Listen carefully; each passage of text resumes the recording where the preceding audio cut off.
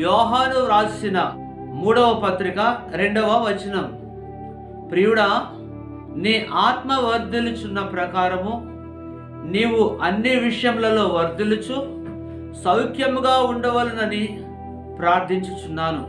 దేవుడు మనతో మాట్లాడుతున్నాడు. ప్రియుడా, నీ ఆత్మ వర్ధిల్లుచున్న ప్రకారము అన్ని విషయములలో వర్ధిల్లుచు సౌఖ్యముగా ఉండవలనని ప్రార్థించున్నాను. ఆత్మలో వర్ధిల్లితే మనం అన్ని విషయములలో కూడా వర్ధిల్లుతాం.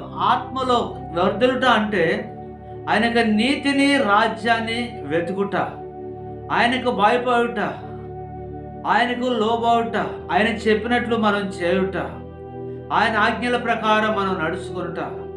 ఆత్మలో మనం వర్ధిల్లినట్లయితే మనం అన్ని విషయాల్లో వర్ధిల్లుతామంట.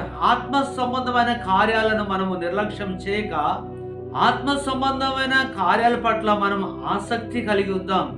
ఆత్మ సంబంధమైన కార్యముల పట్ల మనం ఆసక్తి కలిగి ఉన్నప్పుడు మనము అన్ని విషయములలో, అనగా శరీర సంబంధంగా, ఐహిక సంబంధంగా అన్ని విషయములలో కూడా మనం వర్ధిల్లుచు సౌఖ్యముగా ఉంటామని దేవుని వాక్యం సెలవిస్తుంది.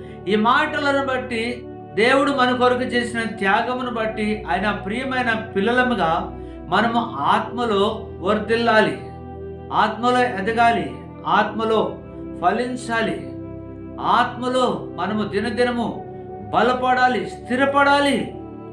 అప్పుడే మనము అన్ని విషయాల్లో వర్ధిల్లుతాం. దేవుడు మనల్ని దర్శిస్తుండగా ఇది మొదలుకొని దేవుని రాకడ పర్యాంతము కూడా దినదినము ఆత్మలో మనము వర్ధిల్లుదుము గాక, ఆత్మలో ఎదుగుదుము గాక, ఆత్మలో ఫలించుదుము గాక. ఆత్మ సంబంధంగా మనము ఏ కొరత లేకుండా, బలహీనము కాకుండా మనము బలవంతులముగా ముందుకు సాగుదుము గాక. సర్వోన్నతుడా యేసయ్య, మీ పరిశుద్ధ పాదాలకు స్తుతులు స్తోత్రాలు తండ్రి.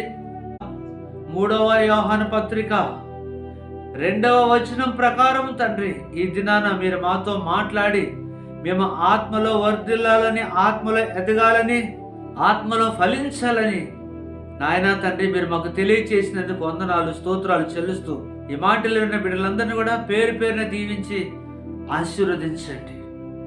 ప్రతి కుటుంబము, ప్రతి సంఘము, ప్రతి దైవజనుడు, దైవజనురాలు ఆత్మలో అన్ని విషయాల్లో వర్ధిల్లును గాక అని మా ప్రతి ప్రార్థనలు ఆలకిస్తూ మేము అడిగింది అని మీరు మాకు ఇస్తూ ఉన్నందుకు కృతజ్ఞతాస్తుతులు చెల్లిస్తూ యేసు నామములో వేడుకొనుచున్నాం పరమ తండ్రి.